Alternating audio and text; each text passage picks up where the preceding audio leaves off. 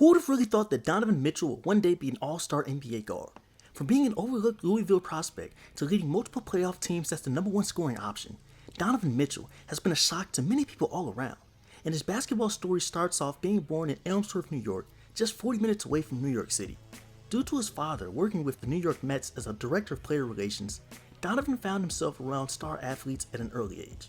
He'd spent his early years in AAU basketball throughout New York City. Mitchell would then attend Canterbury School in New Milford, Connecticut, where he played both basketball and baseball. It wasn't until a freak accident which resulted in a broken wrist that Mitchell would then transfer to Brewster Academy in Wolfboro, New Hampshire, to where he would solely focus on basketball. Mitchell turned into a 4-star prospect and a top 50 recruit with a number of Division I offers, but was far from being seen as a future NBA player. Donovan then took his talents to the ACC at Louisville. His college career started off rather lackluster as he only started just 5 games and averaged only 7 points as a freshman. Mitchell came back in his sophomore year a full-on starter, averaging 15 points, 5 rebounds, and 3 assists while shooting 40% from the field. Definitely not the efficiency you want out of a guard at the next level. His handles didn't shock you, and he just wasn't seen as a scorer who could average 20 plus a game. But his flashing athleticism, along with the tools to be a solid perimeter defender and aggressive slasher, were all that got him noticed. He had a great wingspan for a guard as well. Inevitably, he was taken 13th overall by the Denver Nuggets in the 2017 draft, but was immediately traded to Utah in exchange for the 24th pick and Trey Lyles. Denver at the time already had a crowded backcourt with a young Gary Harris and Jamal Murray. They also needed a forward, so shipping Mitchell to be under head coach Quinn Snyder just seemed like the right thing to do back in 2017. And on top of this, the Jazz had gone 51-31 the year before and lost their breakout star Gordon Hayward while also having a handful of aging players. After a 10.4 assist rookie debut, it was off to the races. Mitchell already posted his first 40-point game 2 months into his year, becoming the first rookie since Blake Griffin in 2011 to score 40 points in a game. After scouts had faded his scoring ability before entering the league, Donovan Mitchell was the leading scorer for the Jazz, averaging 20 points, 4 rebounds, 4 assists, while setting a rookie record for most 3-pointers in the season. Leading the Jazz to a 5th seed in the West, Mitchell's playoff debut came against an OKC Thunder team with Russell Westbrook, Paul George, and Carmelo Anthony. The rookie was not afraid at all, showing up the Thunder and averaging 28 points a game on 46% from the field, taking them out in 6. A 38-point Game 6 was the 3rd most ever by a rookie in a series-clinching win since 1980. An all-around great rookie season came to an end in a gentleman's sweep by the Houston Rockets. Now in year 2, Mitchell saw his scoring total jump up a bit to 23 points, while also becoming a slightly better 3-point shooter as well, now hitting 36% of his shots from beyond the arc.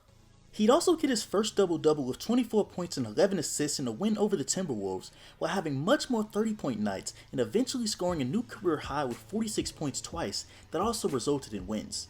The Jazz had a 50-win team once again, but unfortunately suffered the same fate as the season before. Falling to the Houston Rockets, this time being in the first round, Donovan Mitchell was nowhere near as good as his debut postseason, as they struggled quite a bit in this series, and the Jazz would be taken out in 5 games. In the COVID year of 2020, the duo of Mitchell and Rudy Gobert both earned their first All-Star selection, with the Jazz being a top team in the West. But Gobert being the first with COVID in the NBA, which caused the league to shut down, would further cause rifts between him, Mitchell, and the Jazz. This was seemingly the beginning of the end. Facing the Nuggets in round 1, the Jazz held a 3-1 lead with big games which included 57 and 51 point performances from Donovan Mitchell, but Utah had a large meltdown that allowed Denver to come back and win in 7. Following the shortened 2020 season, Mitchell would indeed sign a 5-year, $163 million extension to stay in Utah. The Jazz came back in 2021 with the best record in the NBA and home court advantage for the first time since 1998. Donovan Mitchell was an all-star, averaging 26 points, 4 rebounds, and 5 assists. An ankle injury cut his regular season short, but he returned just in time for the playoffs in Game 2 versus the Memphis Grizzlies. Mitchell would average 28 points as the Jazz knocked Memphis out in 5 games. Facing the Los Angeles Clippers in the second round, Mitchell opened the series with 45 and 37 point games to help Utah take a 2-0 lead. The Clippers wouldn't lay down, however, and would win 4 straight to move on to the conference finals.